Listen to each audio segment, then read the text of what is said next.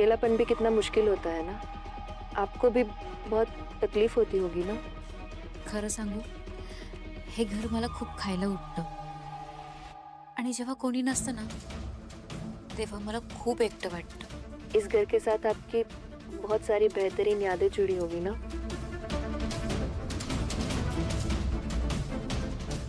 अगदीच असं नाहीये. जेव्हा मी नवीन नवीन लग्न करून घरी आले होते ना पहिल्यांदा, तेव्हा हे माझी खूप काळजी घ्यायचे, माझी लाड करायचे, मला फिरायला घेऊन जायचे. पण मग नंतर नंतर हे खूप बदलले. 4 भिंतीच्या आत मला कोंडून ठेवायला लागले, मला मारायला लागले. कधीच कुठे जाऊन देत नव्हते हे. मी जरी गेले तरी सतत माझ्यावर नजर ठेवून असायचे. पर ऐसा क्यों करते थे वो? पुरुषांची नजर वाईट असते ना म्हणून. म्हणजे आम्ही कधी बाहेर फिरायला गेलो ना तर बाकीचे पुरुष माझ्याकडे असे वाईट नजरेने बघायचे आणि आमच्यांना असं वाटायचं की मी त्यांना भाग पाडते माझ्याकडे बघायला, म्हणून ते सतत माझ्यावर संशय घ्यायचे. मला खूप मारायचे देखील.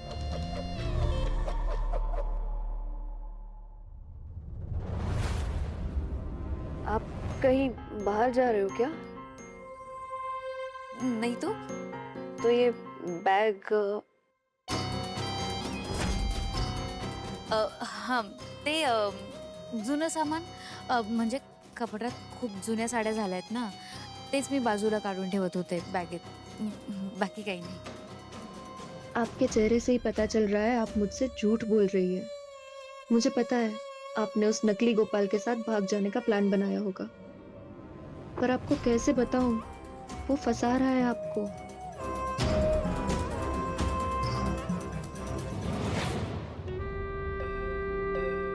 मनीषा जी, आपको एक बात बताऊं क्या? मैं बहुत अकेले घूमी हूँ।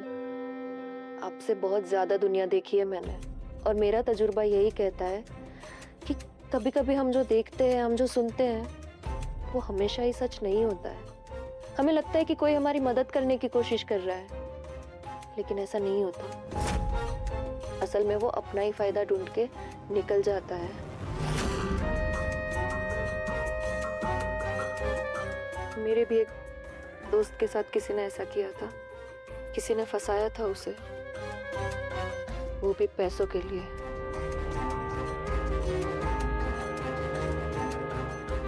ज्यादा मैं नहीं बताऊंगी आपको, लेकिन इतना कहूंगी कि आप प्लीज प्लीज अपना ख्याल रखना।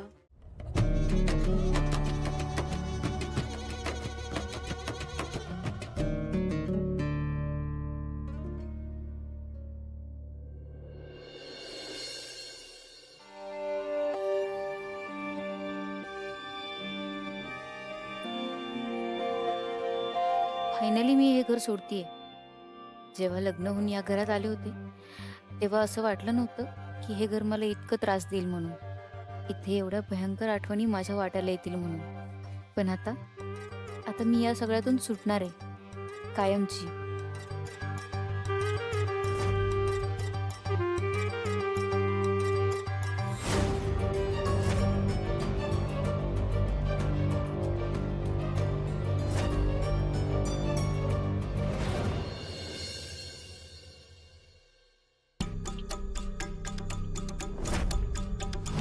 बराच वेळ झालाय. ती मनीषा तिकडे माझी वाट बघत बसली असेल. मला निघायला पाहिजे.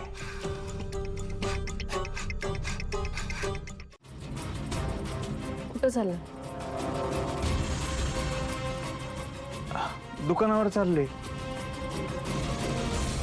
अहो काय झालं, लग्नाच्या गडबडीमुळे इतके दिवस झालं दुकान बंद होतं, त्यामुळे कामाचा लोड लय वाढलाय बघा. आता काय, कस्टमरला शब्द देऊन ठेवलाय, शब्द जर मोडला तर गिराईक तुटल, आणि गिराईक तुटलं तर किती महागात पडल, पैसा नाही येणार. आता कुठं आपलं लग्न झाले, संसार करायचा म्हणजे पैसा लागत, आणि पैसा पाहिजे म्हणजे दुकानावर जावं लागत. जाऊ द्या मला. एवढंच ना? अहो मग सांगून जायचं ना, असं लपून छपून जायची काय गरज आहे? घरातले सगळे झोपल्यावर गुपचूप चोरासारखं जायची काय गरज आहे तुम्हाला? मी काय चोऱ्या माऱ्या करायला चाललोय काय? हा का कुठं दरोडा टाकायला चाललोय का कुणाचा खून करायला चाललोय का कुठं माझं बाहेर कुठल्या बाईबरोबर अफेअर आहे लपड चालू आहे काय आहे? मला नाही माहित मला. पण मला एवढं चांगलं माहिती आहे तुम्ही रातचं उठून कुणाला कळू न देता गुपचूप बाहेर जाऊन काहीतरी करता. तुमच्या ह्याच वागण्यामुळे माझा विश्वास बसना झालाय तुमच्यावर. आणि माझ्या एकटीचा नाही हा, आजीचा पण संशय आहे तुमच्यावर. पण चला आपण असं समजून चालू का आजीला दिसत नाही. पण माझं काय काय तुमचं काय माझ्या डोळ्यांना दिसतं ना.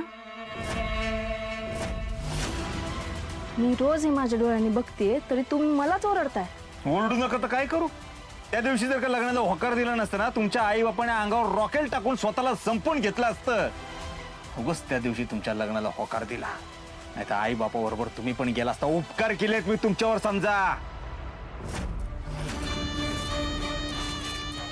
ही उपकाराची भाषा तुमच्या जवळच ठेवायची. हा माझ्या वडिलांनी पैसे दिले होते तुमच्या वडिलांना आणि त्या बदल्यात तुमचं आणि माझं लहानपणी लग्न झालं होतं. त्यामुळं तुम्ही माझ्याशी लग्न करून आमच्यावर उपकार केलेत हा गैरसमज डोक्यातून लवकरात लवकर काढून टाकायचा. आणि आता बायको आहे मी तुमची त्यामुळे तुम्ही काय करता कुठं जाता हे मला कळलंच पाहिजे. बायको आत ना माझी इथनं पुढं नवऱ्याकडे असं पोट वर करून बोलायचं नाही. दुसरी गोष्ट मगाच्यापासून मराठीतच सांगतोय मी कुठं चाललोय दुकानावर चाललोय. नाहीये ना माझा विश्वास तुमच्यावर. ठेवा विश्वास ठेवा विश्वास. झोपा इथं गप जाऊ द्या मला. अजिबात नाही.